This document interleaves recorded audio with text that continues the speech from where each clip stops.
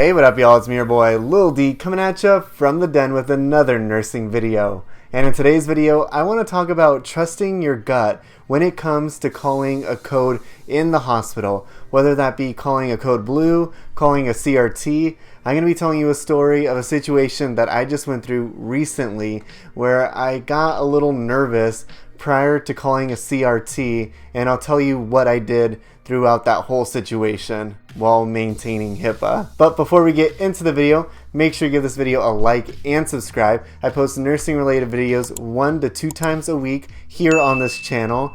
And yeah, if you might have noticed, I got my hair did.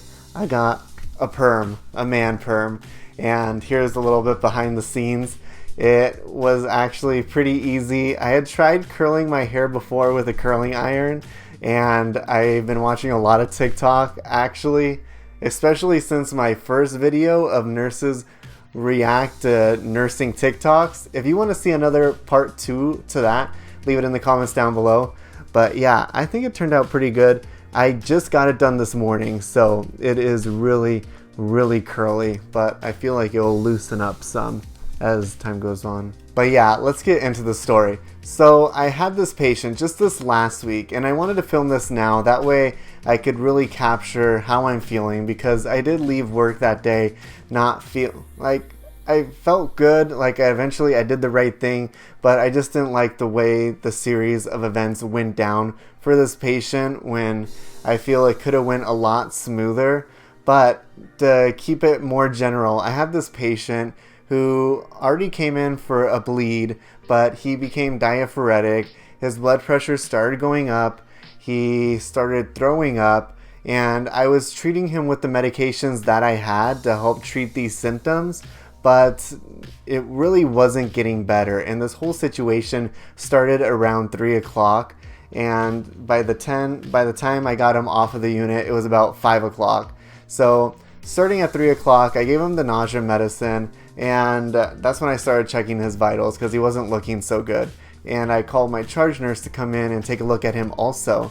Well, the patient was awake, alert, he was talking to us, but I just had this feeling that he wasn't looking so good. So I started with putting out a couple calls to the doctors, which I don't know what reason, but I just was not getting any call back. Like, nobody was getting back to me, and time was going on, and I questioned myself on whether or not I should call a CRT. And I even talked to one of the nurse practitioners, and they told me to call a CRT.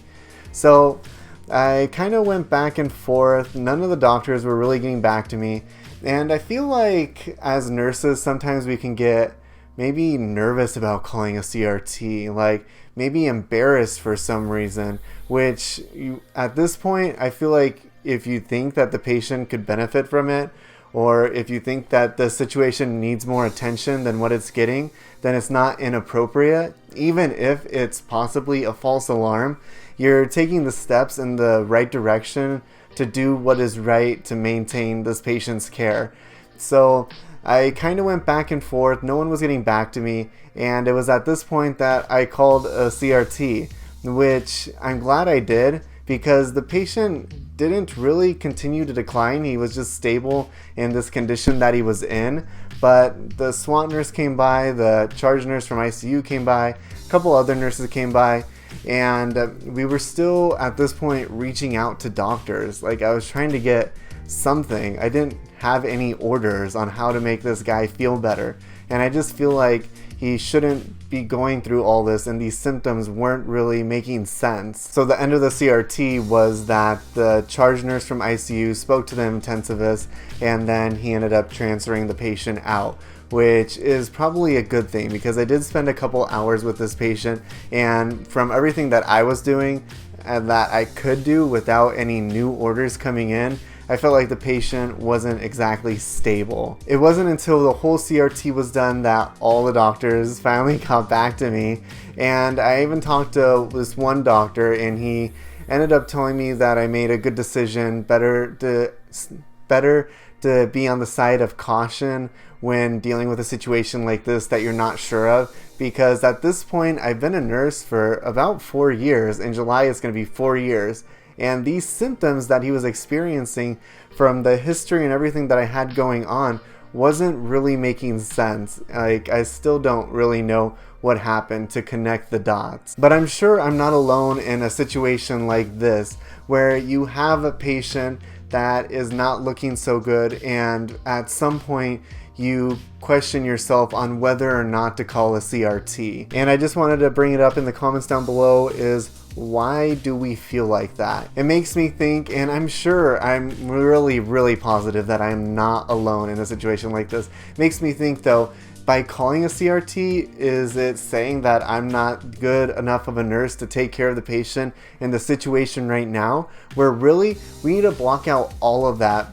Block out our egos, how we feel confident as a nurse, and ask for help when the patient needs help, and not feel bad, even if it's something that could easily be addressed. If you're truly concerned, then call a CRT yourself. I went home that day, and I'm glad that I did call for help when I needed it. I just feel like it was very appropriate, and in that moment I trusted my gut, even though everything was somewhat stable where it somewhat wasn't. I just wanted care for this patient to move faster. So I did what I thought should be done, and when I came back to work 4 days later, the patient was back from ICU on our unit, and I went and visited him, and he told me thank you. I don't think I'm disclosing that much information on the whole situation. I mean, this story is pretty general, but I do think like this background and the feelings behind it are common and could happen to almost any nurse. That is it for this video. I just have been doing a lot of reflecting on it. I'm glad the situation ended up good in the end. The patient was stable. He was happy to see me. I went and talked to him and visited him and let him know how I was feeling and how I thought about him. But yeah, if you want to check out one of my other nursing related videos, you can check them out right here. And I'll talk to you guys later. Thanks. Bye.